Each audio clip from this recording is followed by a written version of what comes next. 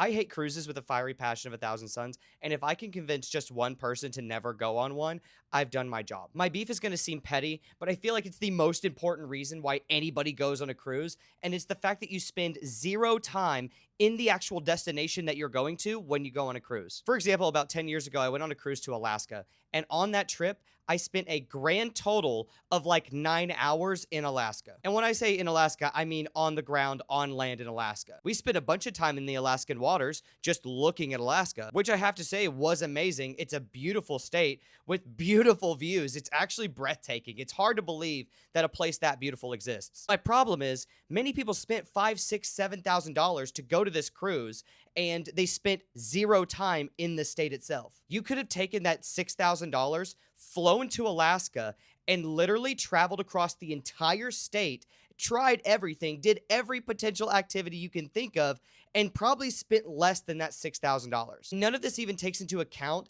how detrimental cruise ships are to the environment, whether it be the carbon cost of having a ship that ginormous go across the ocean, or how toxic they are and how much waste they pour out into the oceans, or the abuse of workers on the ship, because most of the workers on the ship are from Europe, from super poor Eastern European countries, and those people are worked 7 days a week, all day, every day, and get really not much in return. If I could do it all over again, I would have taken all of my money, flown straight to wherever I want to go, spent less, done more, stayed there for 3 times as long, and had a much better experience of actually going and doing things in the place that I'm going to, instead of sitting in a boat looking at the place that I went to, that I went there for, and just saying, oh, that's cool. It's cool to see it from the shore. I'm so glad that I get to spend all this time looking at the place I wanted to go and never actually going there. So save your money.